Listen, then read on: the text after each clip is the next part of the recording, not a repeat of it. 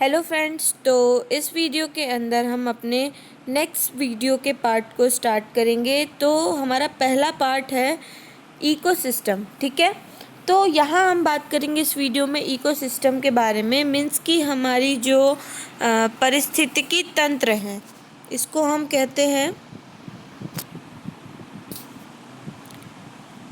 पारिस्थितिकी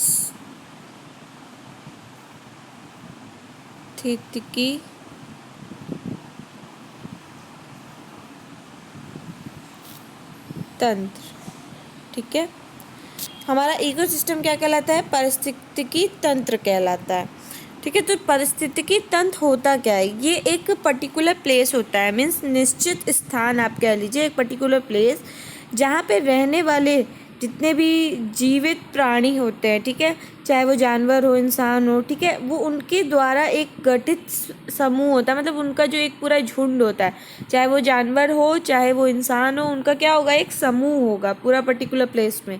ठीक है, तो इस वजह से हम ये कह सकते हैं कि एक भौतिक वातावरण में जो पाए जाने वाले जितने भी जीव वहाँ पे होते हैं, वो एक अपना वहाँ पे इन्वायरमेंट बना लेते हैं, तो उसी को कहा जाता है इकोसिस्टम। मतलब इकोसिस्टम क्या बेसिकली अपने में कंसिस्ट करता है, मीन्स कि वो शामिल करता है वो सारे ऑर्गेनिज्म को, वो सारे जीव जंतुओं को और फिजिकल इन्वायरमेंट को।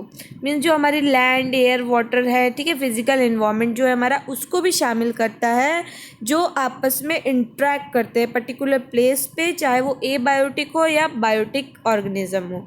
ठीक है, तो मतलब कहने का मतलब है कि एक ऐसा इन्वायरमेंट, एक ऐसा नेचर जहाँ पे इकोसिस्टम उसको कहा जाता है, ऐसा प्लेस, ऐसा एक नेचर जहाँ पे हमारे जितने भी जीव जंतु हैं, जितने भी ऑर्गेनिज्म हैं, वो सारे क्या हैं?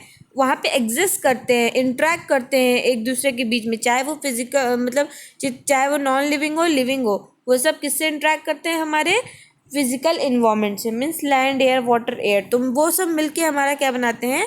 एक इकोसिस्टम बनाते हैं। ठीक है, पारिस्थितिकी तंत्र बनाते हैं। तो यहाँ पे हमारा पहला पॉइंट कहता है कि a functional unit of nature encompassing complex interaction. Functional unit, इसको फंक्शनल यूनिट क्यों कहा गया है? मीन्स कि प्रकृति की जो कार्यात्मक इकाई होती है, मीन्स कि कार्य करना, हमेशा चलते रहना, निरंतर काम होते रहना, तो ये इसलिए इसको नेचर का फंक्शनल यूनिट माना गया है इकोसिस्टम को, जो क्या करता है? Encompassing a complex interaction. ये क्या करता है कि जितनी भी कॉम्प्लेक्स चीज़ें होती हैं, कठिन चीज़ें, जटिल चीज़ें जो होती हैं, हमारी अंत क्रियाएँ जो होती हैं, उनको शामिल करता है। कौन? हमारा नेचर। ये जो फंक्शनल यूनिट ऑफ नेचर है, ये क्या करता है? जितने भी हमारी जटिल अंत क्रियाएँ होती हैं, उनको शामिल करता है। साथ ही साथ क्या करता है? इंट्रैक्ट कराता है, इंट्रैक्शन होता है लोगों का आपस में, लोग टकराते हैं, मिलते हैं, उसी में इंटरेक्ट करते हैं। जैसे क्या क्या इसके बिटवीन होता है? बायोटिक और एबायोटिक कंपोनेंट। जितने भी हमारे लिविंग ऑर्गेनिज्म है और जितने भी हमारे नॉन लिविंग ऑर्गेनिज्म है, उनके बीच में जो इंट्रैक्शन होता है, मतलब जितनी भी कॉम्प्लेक्स चीज़ें हों, उन सब के बीच में क्या करता है? वो इंट्रैक्शन लाता है। कौन? हमारा इकोसिस्टम, क्योंकि ये हमारी नेचर का एक फंक्शनल यूनिट होता है। ठीक है,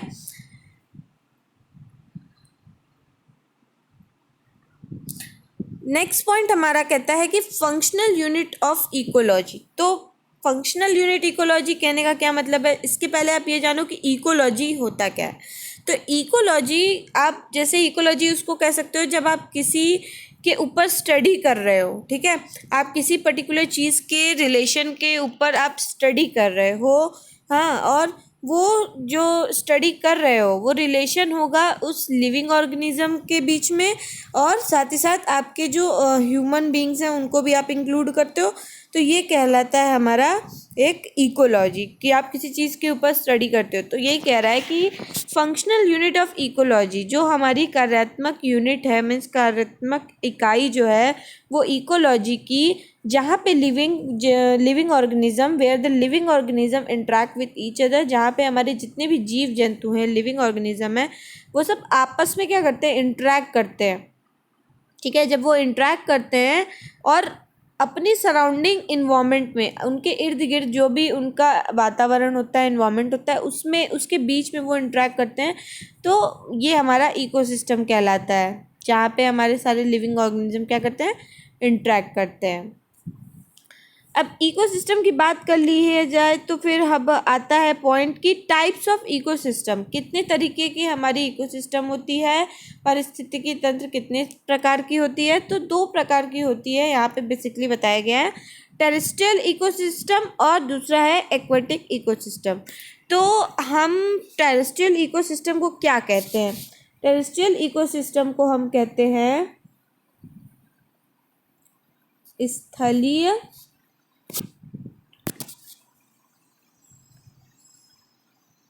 पारिस्थितिकी तंत्र। ठीक है,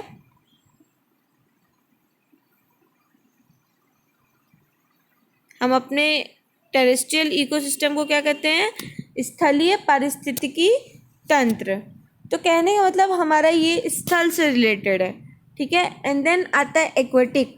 एक्वेटिक आता है हमारा, तो दूसरा हमारा पॉइंट है एक्वेटिक इकोसिस्टम मीन्स कि जलीय परितंत्र जिसको हम कहते हैं, मीन्स कि समुद्र से रिलेटेड चीज़ें जो होती हैं हमारी, जलीय मीन्स जलवायु से लेकर रिलेटेड जो चीज़ें होती हैं वो हमारी एक्वेटिक इकोसिस्टम के अंदर आती हैं। तो इसके बारे में हम थोड़ा डिटेल में नीचे तो देखेंगे ही, पर फिर भी मैं आपको थोड़ा बहुत बता देती हूँ कि बेसिकली होता क्या है, इसका मीनिंग हमारे टेरेस्ट्रियल इकोसिस्टम का और एक्वेटिक इकोसिस्टम का। तो टेरेस्ट्रियल इकोसिस्टम वो इकोसिस्टम होता है जहाँ पर जो हमें फाउंड होता है, कहाँ पे, हमारे लैंड पे। ठीक है, हमारी ज़मीन पे। टेरेस्ट्रियल इकोसिस्टम वो इकोसिस्टम होता है जो हमें अपनी धरती पे, हमारे लैंड पे ये चीज़ें मिलती हैं। जैसे आप टेम्परेचर देख लीजिए, कोई फॉरेस्ट का, और साथ साथ ट्रॉपिकल रेन फॉरेस्ट देख लीजिए, ग्रास लैंड देख लीजिए, डेजर्ट, ये सब क्या है, टेरेस्ट्रियल इकोसिस्टम है। मीन्स कि ये हमारी डिफरेंट होती हैं हमारे इकोसिस्टम, एक्वेटिक इकोसिस्टम से। ठीक है, और यहाँ पे ये प्रेजेंस होते हैं कहाँ पे, हमारे सॉइल के अंदर, जबकि जो हमारे एक्वेटिक होता है वो वाटर के सरफेस पे इन्वॉल्व होता है, पर जो हमारा टेरेस्ट्रियल इकोसिस्टम होता है वो हमारे सॉइल में इन्वॉल्व होता है। और ये हमें हेल्प करता है कि हम अपने प्लांट को एक्सटेंड कर सकें। ठीक है, और सॉइल के ऊपर ला सकें। तो बेसिकली ये मतलब होता है, ये हमारे लैंड से रिलेटेड, फॉरेस्ट से रिलेटेड, इससे रिलेटेड चीज़ें जो होती हैं हमारी, वो टेरेस्ट्रियल इकोसिस्टम के अंदर आती है। और जो हमारी एक्वेटिक इकोसिस्टम होती है, ठीक है, ये किसी भी जलीय वस्तु, जैसे तालाब हो गए, नदी हो गए, समुद्र हो गए, ये सब हमारा जो परितंत्र होता है, जो इकोसिस्टम होता है, जो तालाब, नदी, समुद्र से रिलेटेड होता है, उसको हम कहते हैं जलीय परितंत्र, मीन्स एक्वेटिक इकोसिस्टम। और इस जलीय परितंत्र के अंदर मतलब हमारे जो एक्वेटिक इकोसिस्टम होता है, इसके अंदर जो है सभी जितने भी पानी में रहने वाले ऑर्गेनिज्म होते हैं, मीन्स जितने भी जानवर होते हैं पानी में रहने वाले, ये सारे हमारे एक्वेटिक इकोसिस्टम के अंदर आ जाते हैं। जो उस पानी के पर्यावरण, मीन्स जो उस इकोसिस्टम में उस जो पर्यावरण पर, या तो वो उस पर्यावरण पर निर्भर होते हैं या फिर वो एक दूसरे पर। अब एक दूसरे पे वो कैसे निर्भर हो सकते हैं, जैसे छोटे जो मछलियाँ होती हैं उनको बड़े मछली खा लेती है, और जो छोटी मछलियाँ होती हैं वो घास है, तो जो काई है, ये सब खा के, तो मतलब ये क्या है, एक दूसरे पे निर्भर है, अपने खाने के लिए किस पे, एक दूसरे पे निर्भर है। तो कहने का मतलब या तो वो वातावरण पे डिपेंडेंट होती हैं या तो फिर वो एक दूसरे पर डिपेंडेंट होती हैं, और यही सारी चीज़ें हमारी एक्वेटिक इकोसिस्टम के अंदर आता है। तो फिर नेक्स्ट पॉइंट है हमारा कंपोनेंट्स ऑफ इकोसिस्टम, मीन्स कि पार्ट्स क्या है हमारे इकोसिस्टम के। तो 2 तरह का हमारा कंपोनेंट है, पहला है एबायोटिक कंपोनेंट एंड देन दूसरा है हमारा बायोटिक कंपोनेंट, बायोटिक और एबायोटिक। ठीक है, तो बायोटिक क्या होता है, वो चीज़ें जो सारी लिविंग ऑर्गेनिज्म जिसमें आते हैं। ठीक है, जितनी भी चीज़ें लिविंग ऑर्गेनिज्म से रिलेटेड होती हैं वो बायोटिक कंपोनेंट्स में आती हैं, और जितनी नॉन लिविंग चीज़ें हैं हमारे, वो सारी हमारी एबायोटिक के अंदर आती है। तो यहाँ बात करते हैं सबसे पहले फिज़िकल फैक्टर की। तो फिज़िकल फैक्टर क्या क्या हो सकता है, हमारा टेम्परेचर, हमारा जो वातावरण है, ठीक है, वो ह्यूमिडिटी कितनी, वहाँ पे नमी है, गर्मी है, लाइट क्या है, एटमॉस्फेरिक प्रेशर क्या है, तो ये सब क्या है, फिजिकल फैक्टर्स है, जिनके बीच में हमारा बायोटिक और एबायोटिक दोनों रहता है।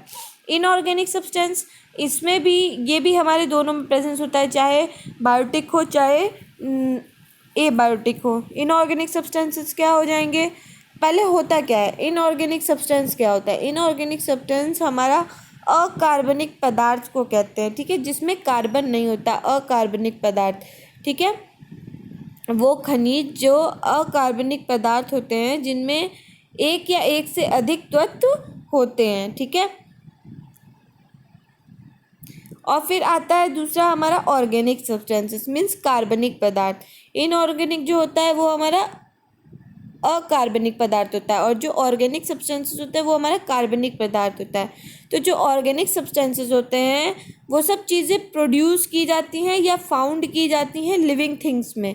जैसे कि आप समझ लीजिए, जैसे कि अगर कोई जानवर मर गया, ठीक है, और वो सॉइल में जा कर के डिकम्पोज हो जाता है, मिल जाता है, तो वो एक नेचर है ना, नेचुरली वो चीज़ें हो रही है, आप उसमें किसी तरह का केमिकल और ये सारी चीज़ें नहीं यूज़ करते, तो वो ऑर्गेनिक कहलाता है, ठीक है। प्लांट डिकम्पोज हो गया, प्लांट जो है वो डिस्ट्रॉय हो गया और जा कर के मिट्टी में मिल गया, तो वो ऑर्गेनिक हो जाएगा। और अगर आप उस पर किसी तरह का केमिकल, फर्टिलाइज़र, ये सब चीज़ें यूज़ करते हो, तो वो सब क्या कहलाएगा, हमारा इनऑर्गेनिक कहलाता है बेसिकली। बट यहाँ पे इनऑर्गेनिक और ऑर्गेनिक सब्सटेंस की बात कर रहा है कि वो क्या चीज़ें हैं, कौन से ऐसे पदार्थ हैं जो हमारे इनऑर्गेनिक होते हैं और जो ऑर्गेनिक होते हैं। तो इनऑर्गेनिक सब्सटेंसेस वो होते हैं जो पानी हो गया, ऑक्सीजन हो गया, कार्बन डाइऑक्साइड हो गया, नाइट्रोजन हो गया, ये सब हमारा इनऑर्गेनिक सब्सटेंसेस होते हैं, ठीक है। और जो हमारे ऑर्गेनिक सब्सटेंसेस होते हैं वो सब क्या होते हैं, जैसे प्रोटीन हो गए, कार्बोहाइड्रेट हो गया, लिपिड हो गया, तो ये सारी चीज़ें हमारी क्या हो जाती हैं, ऑर्गेनिक सब्सटेंसेस हो जाते हैं। फिर बात करते हैं कि बायोटिक के कंपोनेंट्स 3 तरह के होते हैं। पहला होता है हमारा प्रोड्यूसर, दूसरा होता है हमारा कंज्यूमर, और तीसरा होता है हमारा डीकम्पोजर। अब देखिए, बायोटिक जो है हमारा लिविंग ऑर्गेनिज्म होता है, तो पहले प्रोड्यूसर आया, जैसे ग्रीन प्लांट्स वगैरह जो प्रोड्यूस करते हैं चीज़ों को।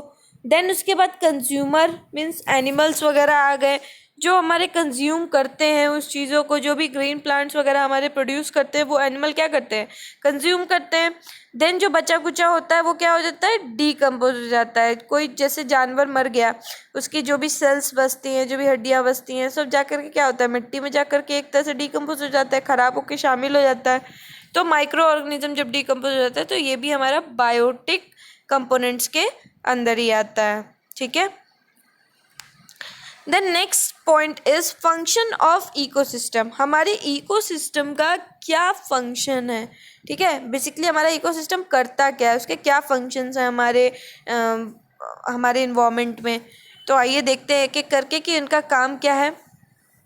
तो पहला कहता है कि the function of the ecosystem are as follows. जो हमारे इकोसिस्टम के, हमारे जो पारिस्थितिकी तंत्र हैं, उनके जो कार्य हैं, उनके जो फंक्शंस हैं वो कुछ इस प्रकार हैं। जैसे पहला, it regulate the essential ecological process. जैसे देखिए, जैसे इकोलॉजिकल मैंने बताया ना कि रिलेशन बिटवीन लिविंग ऑर्गेनिज्म और जो हमारे ह्यूमन को इंक्लूड करता है साथ में, तो वो हमारा इकोलॉजी कहलाता है। तो यही वो कह रहा है कि इकोसिस्टम क्या करता है, ये काफ़ी इम्पॉर्टेंट होता है हमारे इकोलॉजिकल प्रोसेस को। ये जो हमारी इकोलॉजिकल प्रोसेस होती है जिसके अंदर हम अपनी सारी चीज़ों के बारे में स्टडी करते हैं, जानते हैं, अपने इकोसिस्टम में उसको शामिल करते हैं, उन चीज़ों को रेगुलेट करता है, चलाता है कौन, हमारा इकोसिस्टम। इसलिए हमें ये काफ़ी इम्पॉर्टेंट होता है।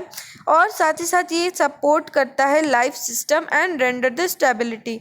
और जब हमारा इकोलॉजिकल प्रोसेस चलता रहेगा, ठीक है, हमारा इकोसिस्टम जो है वो उसका फंक्शन काम करता रहेगा, तो एक तरह से ये हमारी लाइफ को सपोर्ट करेगा। क्योंकि अगर हवा बंद हो जाए, पानी बंद हो जाए, पानी ना मिले और ज़मीन ना रहे, तो आप कैसे रहोगे, आप या चाहे वो लिविंग ऑर्गेनिज्म हो, कोई जीव जंतु हो, कुछ भी हो, वो कैसे रहेगा। तो ये एक तरह से ये भी क्या करता है, इकोसिस्टम हमारा इन सारी चीज़ों को रेगुलेट करता है, संभालता है, चलाता है, साथ साथ हमारी लाइफ को भी क्या करता है, वो सपोर्ट करता है, ठीक है। हमको जीने के लिए जैसे कुछ चीज़ों की ज़रूरत है, जैसे हवा, पानी, ज़मीन, ये बहुत इंपॉर्टेंट है हमारे लिए। तो जब ये चीज़ें हमारे लिए इम्पॉर्टेंट हैं ज़िंदगी जीने के लिए, तो इन सारी चीज़ों को सपोर्ट करने वाली भी तो कोई चीज़ें होंगी। तो इकोसिस्टम क्या करता है, हमारे लाइफ को सपोर्ट करता है, ठीक है। हमारे सपोर्ट इकोसिस्टम के अंदर ये सारी चीज़ों को मेंटेन करता है, रेगुलेट करता है इकोलॉजिकल प्रोसेस को, और साथ साथ क्या करता है, हमारी लाइफ को सपोर्ट भी करता है और बीच में स्टेबिलिटी बना के रखता है।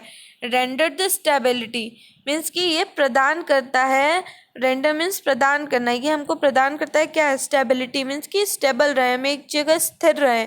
ऐसा नहीं है कि ये चीज़ें कम होने की वजह से हमारी लाइफ, अब ऑब्वियस ही बात है, अगर हवा बंद हो जाए, आप सांस नहीं ले पाओगे, तो आपकी बॉडी में, आपके रहने में, जीवन शैली में स्टेबिलिटी नहीं होगी, स्थिरता नहीं होगी। आप या तो परेशान होने लगोगे, या तो मर जाओगे, कुछ ऐसी चीज़ें होने लगेगी, आप स्थिर नहीं रह पाओगे। तो ये क्या करता है, एक तरह से इकोलॉजिकल प्रोसेस को मेंटेन करता है, रेगुलेट करता है, लाइफ को भी सपोर्ट करता है, और हमें अपनी लाइफ में एक स्थिरता बना के देता है, स्टेबिलिटी बनाए रखता है, ठीक है। तो फिर दूसरा फंक्शन है हमारे इकोसिस्टम का कि it is also responsible for the cycling of nutrients between biotic और एबायोटिक कंपोनेंट। जो भी हमारे बायोटिक और एबायोटिक, हमारे जो लिविंग ऑर्गेनिज्म है वो, और जो हमारे नॉन लिविंग ऑर्गेनिज्म है वो, इन दोनों के बीच में, ठीक है, इन दोनों के बीच में न्यूट्रिशन का जो साइकिल होता है, ठीक है, जैसे अब हम हैं, आप हैं, चाहे जानवर हो, सबको न्यूट्रिशन की ज़रूरत होती है। जैसे प्लांट्स को आप देख लीजिए, उनको प्रॉपर सॉइल, धूप की, पानी की, इन चीज़ों की ज़रूरत होती है, उनके लिए ये न्यूट्रिशन है। आपके लिए अच्छा खाना, अच्छा पानी, अच्छा हवा, ये आपके लिए कहीं ना कहीं न्यूट्रिशन है। जानवर के लिए भी खाना, पानी, ये सारी चीज़ें न्यूट्रिशन है। तो ये क्या करता है, ये जो साइकिल है हमारी न्यूट्रिशन का, इसका भी जो है वो रिस्पॉन्सिबिलिटी जो है हमारे इकोसिस्टम पर है। इकोसिस्टम इस भी चीज़ के लिए रिस्पॉन्सिबल होता है कि जो साइकिल होता है न्यूट्रिशन का, किनके बीच में, बायोटिक और एबायोटिक कंपोनेंट के बीच में, उसको भी ये क्या करे, मेंटेन करके रखे, ठीक है। इकोसिस्टम की वजह से ये जो हमारे साइकिल ऑफ न्यूट्रिशन होता है, ये भी बायोटिक और एबायोटिक कंपोनेंट्स के बीच में चलता है। देन तीसरा पॉइंट हमारा कहता है कि it maintain a balance among the various tropical level in the ecosystem. अब बात कर रहा है कि यहाँ पे ये बैलेंस मेंटेन करता है, स्थिरता लाता है, बीच में बैलेंस लाता है, ठीक है, कई सारे ट्रॉपिक लेवल में जो हमारे इकोसिस्टम के अंदर हैं उनके बीच में। अब ये हमारा ट्रॉपिक लेवल क्या होता है, सबसे पहले ये जानना जरूरी है कि ट्रॉपिक लेवल बेसिकली होता क्या है। तो ट्रॉपिक लेवल जो है वो एक ऑर्गेनिज्म जो हमारी पोजीशन ऑक्यूपाई करती है हमारे फूड वेब में, ठीक है, मीन्स कि एक जो फूड चेन होता है, हमारा फूड चेन आप लोगों ने अगर पढ़ा होगा तो एक फूड चेन होता है जहाँ पे क्या होता है कि जितने भी ऑर्गेनिज्म होते हैं वो क्या करते हैं, दूसरे ऑर्गेनिज्म को खाते हैं। क्या करते हैं, वो दूसरे ऑर्गेनिज्म को खाते हैं, और इसकी वजह से ये होता है कि ये इनका जो टर्न होता है वो ये होता है कि वो खुद को भी एक टाइम के बाद खा लेते हैं, मीन्स कि एक साइकिल। जैसे फॉर एग्जांपल, जैसे अब आपने पेड़ लगाया, ठीक है, आपने पेड़ लगाया, रैबिट ने पेड़ को खाया, ठीक है, जो भी आपने गाजर लगाया, जो भी लगाया वो आपका रैबिट ने खाया। फिर रैबिट क्या हो गया, पहला कंज्यूमर हो गया, प्राइमरी कंज्यूमर हो गया, ठीक है। देन रैबिट को किसने खा लिया, स्नेक ने खा लिया। अब स्नेक क्या हो गया, सेकेंडरी कंज्यूमर हो गया। फिर स्नेक को किसने खा लिया, चील ने, ईगल ने खा लिया। तो ये क्या है, एक फ्लो है, ठीक है, ट्रॉपिक लेवल का एक फ्लो है, किस तरीके से साइकिल चलती है, चेन चलती है कि एक दूसरे पे कैसे जानवर निर्भर है, एक दूसरे को खाते हैं। तो कहने का मतलब एक तरह से ये हमारा बताता है कि कैसे आपस में एक दूसरे को खा करके ये पूरा फूड चेन तैयार होता है। ट्रॉपिक लेवल जो होता है वो ऑर्गेनिज्म का एक नंबर स्टेप होता है जो स्टार्ट होता है चेन से, ये पूरा चेन बनाता है, किस तरीके से एक के जरिए दूसरा अपने खाने को पूरा करता है, ठीक है।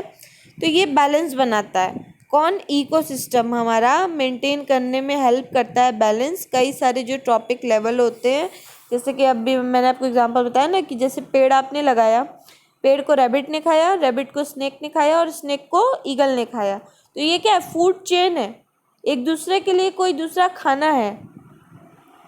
तो वही मेरे कहने का मतलब है कि ये एक तरह से बैलेंस मेंटेन करके रखता है।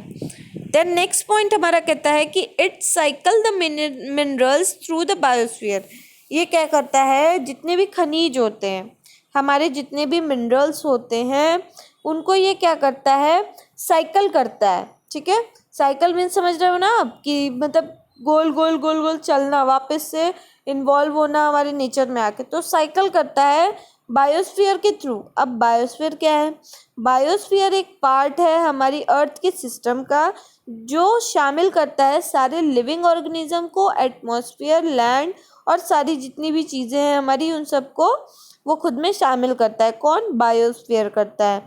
ठीक है, चाहे वो टेरेस्ट्रियल हो, एक्वाटिक हो, living organism, non living organism, कुछ भी हो, ये सारा जैव मंडल मीन्स, बायोस्फीयर मीन्स जैव मंडल, जिसमें सारी चीज़ें आती हैं हमारी ये अर्थ से सिस्टम में होता है। ठीक है, तो ये क्या करता है, ये साइकिल कर, तो एक बायोस्फीयर मतलब आपको समझ में आ गया कि जैव मंडल कहते हैं, जिसमें सारे लिविंग ऑर्गेनिज्म और हमारे जितनी भी टेरेस्ट्रियल चीज़ें हैं वो, और जितने भी हमारे एटमॉस्फेयर, लैंड, सारी चीज़ें शामिल होती हैं।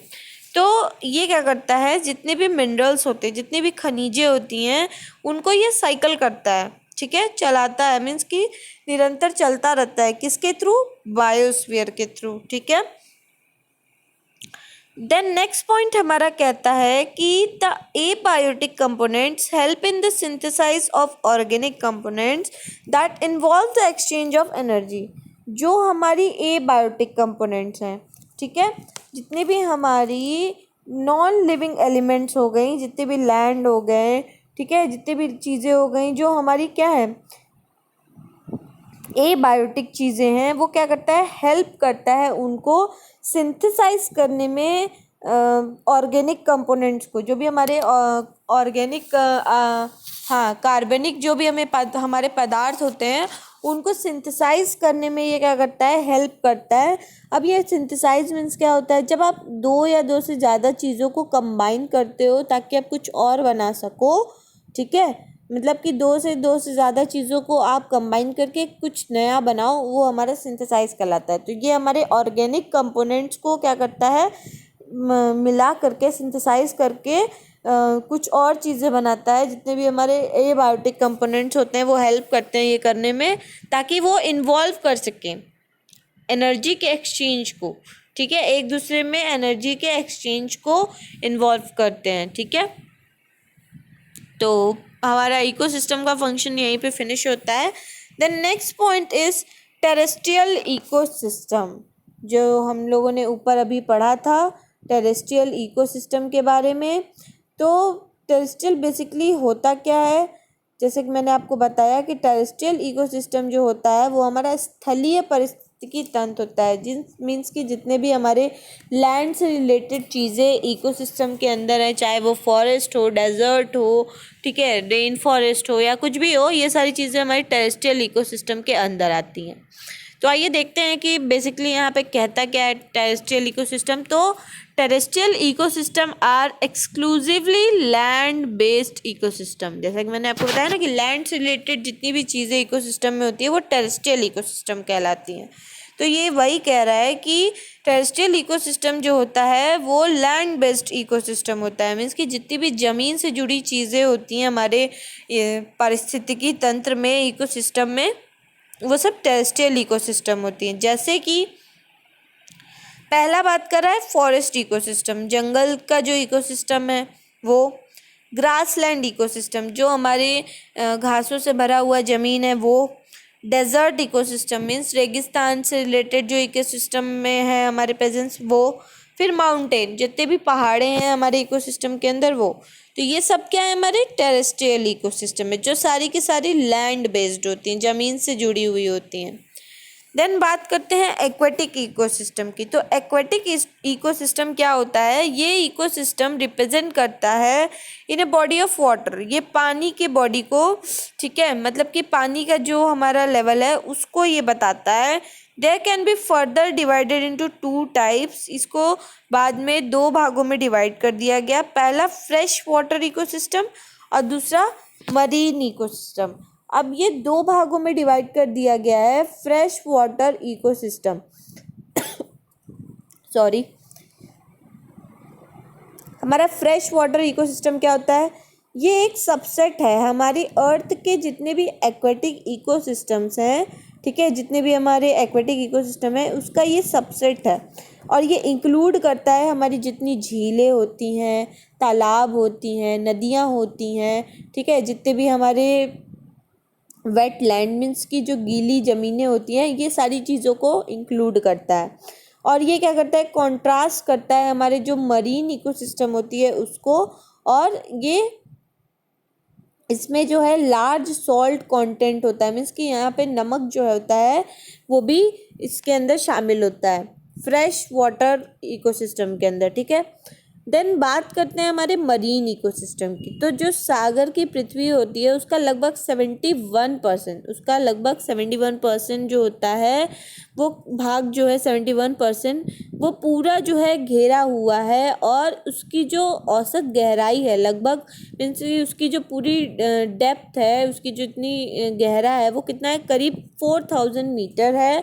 और जो हमारा हाँ, जितनी भी जलीय नदियां हैं मीन्स कि जो पानी से भरी हुई नदियां हैं वो अंत में जा कर के कहाँ मिलती हैं? सागर में जाके गिरती हैं। जितनी भी नदियां हैं, आपने सुना होगा कि जितनी भी नदियां हमारे देश में बहती हैं वो सारी की सारी लास्ट में जा कर के सागर में मिल जाती हैं, समुद्र में।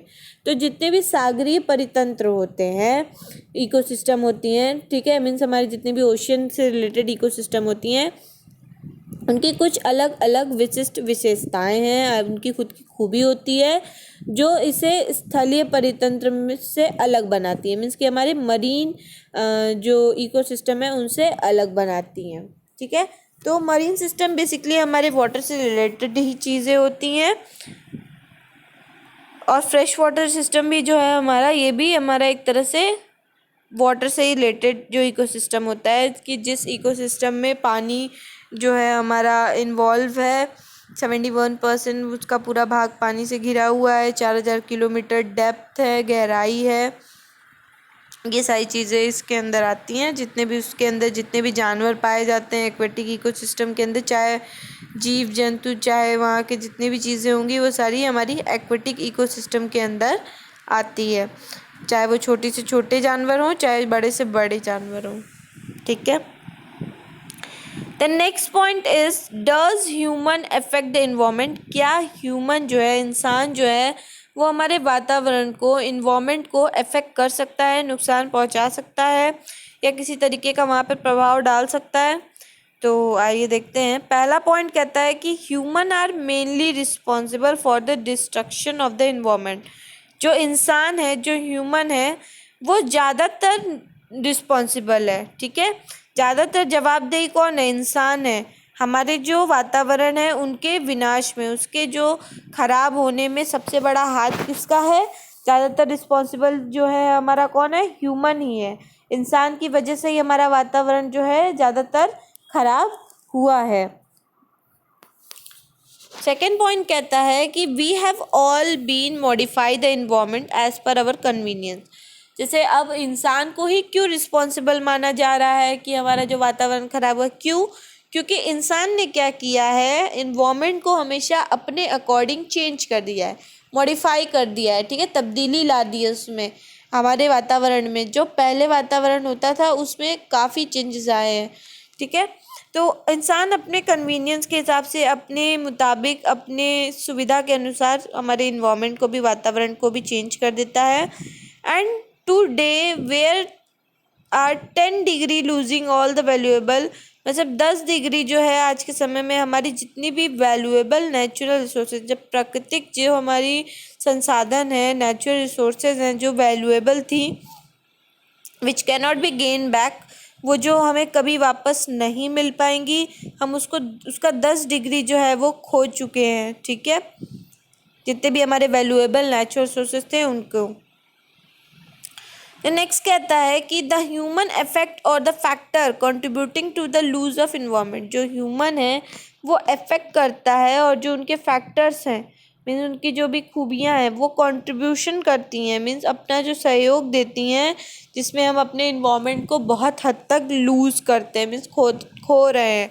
अब ऐसा क्यों है? इंसान क्या करता है, इंसान जो है वो अपने इन्वायरमेंट को चेंज कर लेता है। अब उसको गर्मी लग रही है, ठीक है, इंसान ने क्या किया, स्टार्ट करना, एसी लगाना शुरू कर दिया, कूलर लगाना शुरू कर दिया। पहले क्या हुआ करता था, ऐसा कुछ नहीं। तो उसकी और जो बिजली का खपत बढ़ गया, बिजली की खपत बढ़ गई तो बिजली बनाना ज़्यादा पड़ गया, उसकी वजह से वातावरण में नुकसान होना शुरू हो गया। तो सुविधा के हिसाब से इंसान ने क्या किया, मॉडिफाई कर दिया, चेंज कर दिया।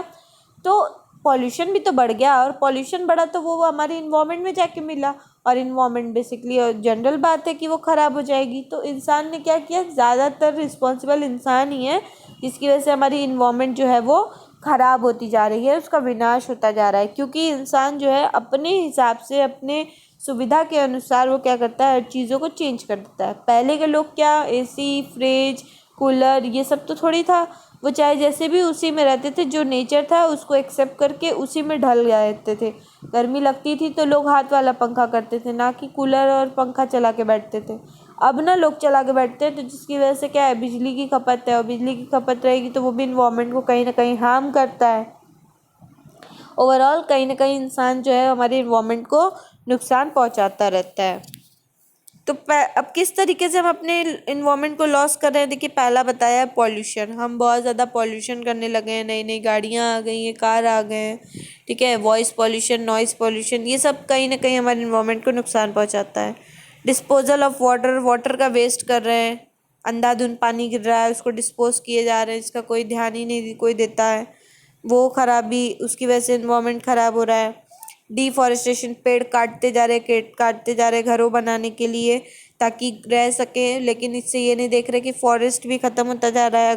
अब एक टाइम आएगा फॉरेस्ट ख़त्म हो जाएगा तो ऑक्सीजन ख़त्म हो जाएगी, लोगों के लिए वो भी रहना नुकसान हो जाएगा। उसकी वजह से जितने भी हमारे ओजोन लेयर हैं वो सब भी नुकसान पहुंच रहे हैं, क्योंकि पेड़ पौधे कम है, वातावरण अच्छा नहीं हो रहा।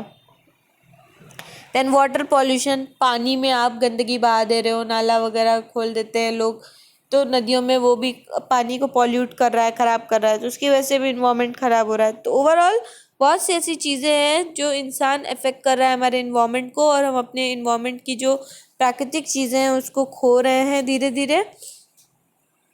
यहाँ बात कर रहा है कि major environment at a problem, जो कुछ हमारे प्रमुख, जो हमारी मेजर इन्वायरमेंट में प्रॉब्लम है वो क्या क्या है। पहला बात करता है कि air pollution and global climate change, जो हमारी हवा में पॉल्यूशन हो रहा है, ठीक है, एयर पॉल्यूशन, जो हमारी हवा में पॉल्यूशन हो रहा है, गंदगी हो रही है वो, और जो हमारी ग्लोबल क्लाइमेट चेंजेस है। जैसे ग्लोबल क्लाइमेट चेंजेस क्या हो गया हमारा, जैसे जो हमारी ओजोन लेयर है वो सब में क्या हो रहा है, कहीं ना कहीं चीज़ें ख़राब हो रही हैं, ठीक है, ओजोन का डिप्लेशन हो रहा है, ठीक है, धीरे धीरे वो क्या है, बहुत ज़्यादा थिन होती जा रही है ये हमारे अर्थ की जो ओजोन लेयर है वो, क्योंकि वहाँ का जो ऊपर का एटमॉस्फेयर है, वहाँ का जो वातावरण है हमारा, वो धीरे धीरे केमिकल चीज़ों से ख़राब होता जा रहा है। तो हमारा जो संसार का जो ग्लोबल क्लाइमेट है वो भी चेंज होता जा रहा है, क्योंकि वातावरण चेंज हो रहा है, एयर पॉल्यूट हो रहा है, ओजोन का डिप्लेशन हो रहा है। अर्बन एयर पॉल्यूशन मीन्स कि जो हमारे शहर वगैरह में जितने भी एयर पॉल्यूशन हो रहे, फैक्ट्रीज लगा करके धुआं और हवा में गंदगी आ रही है, तो ये सारी चीज़ों से भी पॉल्यूशन हो रहा है। इंडोर पॉल्यूशन, घरों के अंदर लोग जो पॉल्यूशन करते हैं वो, तो कहने का मतलब ओवरऑल ये सारी जो है सहयोग कर रहे हैं, जिसकी वजह से हमारा इन्वायरमेंट जो है वो प्रॉब्लम में है।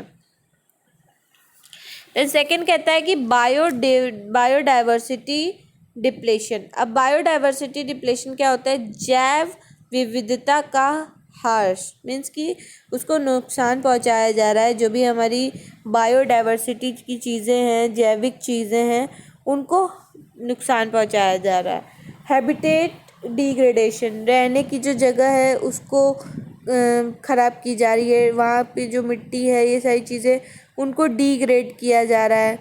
Extension biopiracy. अब बायोपिरेसी क्या होता है, बायोपिरेसी वो होता है जो हमारे वाइल्ड प्लांट्स को जैसे यूज़ किया जाता है, इंटरनेशनल कंपनीज यूज़ करती है ताकि वो मेडिसिन बना सके। ठीक है, जानवरों का भी, और जो पेड़ होते हैं, वाइल्ड प्लांट्स होते हैं जो जंगलों में पाए जाते हैं, जिसको आप लोग औषधि के नाम से जानते हो, वो सब चीज़ों को जो बड़ी बड़ी मल्टीनेशनल कंपनियां, इंटरनेशनल कंपनियां हैं, वो डेवलप करने के लिए मेडिसिन यूज़ करती हैं बिना उसको किसी चीज़ का पे किए हुए। तो ये चीज़ें को बहुत ज़्यादा बढ़ावा दिया जा रहा है और बायोपेरेसी बहुत तेज़ी से बढ़ रहा है। इसकी वजह से भी क्या हो रहा है, पेड़ पौधे कम हो रहे हैं, जो हमारी नेचुरल जो हमारी दवाएं हैं वो ख़त्म हो रही हैं। तो धीरे धीरे क्या हो रहा है, बायोपेरेसी भी बढ़ता जा रहा है। ये भी हमारे इन्वायरमेंट के लिए एक प्रॉब्लम है। इन बात करते हैं तीसरा, water pollution, oxygen depletion, organic load, nutrition overload, sediments, toxic elements, bacterial population. Means कि पानी में पॉल्यूशन, ऑक्सीजन का कम होना, ऑर्गेनिक जो चीज़ें हैं हमारी उसका लोड होना, न्यूट्रिशन ओवरलोड हो जाना, ठीक है, न्यूट्रिएंट जो है वो बहुत ज़्यादा हो जाना, सेडिमेंट्स जो छोटे छोटे टुकड़े हैं हमारे और शादी हैं, वो जो सेडिमेंट्स है वो उनकी वजह से इन्वायरमेंट में प्रॉब्लम आ रही है। जितने भी जहरीली चीज़ें हैं, टॉक्सिक एलिमेंट्स हैं, ठीक है, अब फैक्ट्रियों से निकलने वाला जो धुआं है, जैसे आप उसकी चीनी की फैक्ट्री देख लीजिए, वहाँ से निकलने वाला जितना धुआं है वो सब क्या है, वो सब हमारी जान के लिए एकदम जानलेवा है। ठीक है, इतने खतरनाक होता है वो धुआं, ये सब टॉक्सिक एलिमेंट्स है। देन आता है बैक्टीरियल पॉपुलेशन, मीन्स कि बैक्टीरिया फैलना पॉपुलेशन के थ्रू, पॉपुलेशन जो बढ़ती जा रही है। तो ये सब क्या एनवायरनमेंट के लिए एक तरह से प्रॉब्लम है। फिर फूड सप्लाई प्रॉब्लम, जब बहुत ज़्यादा आबादी हो रही तो फूड का सप्लाई कम हो रहा है, वो भी एक प्रॉब्लम है। ओवर ग्रेजिंग, बहुत ज़्यादा चराई हो रही है हमारे ज़मीनों की, उसकी वजह से इन्वायरमेंट ख़राब हो रहा है। वेट लैंड लॉस, धीरे धीरे जो हमारी गीली सतह है, जो हमारी वेट लैंड है वो खोई जा रही है। सॉइल इरोजन हो रहा है, सॉइल की जो उपजाऊ शक्ति है वो ख़त्म होती जा रही है। लोग उस पर ज़्यादा चीज़ें, मतलब उस पर इतना फर्टिलाइज़र, इतना केमिकल डाल दे रहे हैं कि जो उपजाऊ शक्ति है, मिट्टी है, वो खो दे रहा है। वाटर लॉगिंग, बहुत ज़्यादा वहाँ पे वाटर का क्या हो रहा है, ओवर यूज़ हो रहा है। ठीक है, वो भी एक तरह से हमारे इन्वायरमेंट में प्रॉब्लम हो रहा है। ठीक है, जल का भराव होता जा रहा है, बहुत ज़्यादा वाटर लॉग हो रहा है, वाटर की शॉर्टेज हो रही है। लॉस ऑफ फार्म लैंड, जितने भी हमारे फार्म लैंड है, खेती से जुड़े हुए ज़मीनें हैं, वो भी धीरे धीरे ख़त्म होते जा रहे हैं, लोग ज़मीन ले लेके घर बनाए जा रहे हैं। तो ये सब क्या एक तरह से हमारे इन्वायरमेंट में प्रॉब्लम है। मतलब जितनी ज़्यादा पेड़ पौधे आप काटते जाओगे, कहीं ना कहीं हमारे इन्वायरमेंट को वो कहीं ना कहीं नुकसान पहुँचाता जाएगा। ठीक है, देन बात करते हैं पांचवें चीज़ों की, तो वाटर प्रोडक्शन, जो हमारे solid wastes, hazardous waste, biomedical wastage. Water production means कि जो पानी का प्रोडक्शन किया जाता है सॉलिड वेस्ट के लिए, जितनी भी सॉलिड चीज़ें, ठोस चीज़ें होती हैं, वेस्ट होती हैं, वो सारी चीज़ें इन्वायरमेंट में जो डिज़ोल्व नहीं हो पा रही हैं वो वेस्ट की तरह है। तो जैसे प्लास्टिक हो गया, प्लास्टिक की बॉटल्स हैं, ये सब डिकम्पोज नहीं हो पाती हैं, तो ये सब हमारे इन्वायरमेंट के लिए नुकसानदेह है। हैजार्डस वेस्ट, जो हमारे जान के लिए हानिकारक है, ख़तरनाक है, वो सारे वेस्टेज। बायोमेडिकल वेस्ट, जो मीन्स दवाओं से निकले हुए, ग्लूकोज की बॉटल हो गई, सिरिंज हो गई, ये सब क्या है, बायोमेडिकल वेस्टेज। ये सारी चीज़ें जो है हमारी एक तरह से इन्वायरमेंट में डिकम्पोज नहीं हो पाती हैं और ये हमारे इन्वायरमेंट के लिए काफ़ी ज़्यादा हार्मफुल होती हैं। ठीक है, तो ये चैप्टर यहीं फिनिश होता है। तो अगर आपको इस चैप्टर से रिलेटेड कोई भी क्वेरीज होगी, कोई भी प्रॉब्लम होगी, तो आप कमेंट सेक्शन में कमेंट करके पूछ सकते हैं। And thank you so much.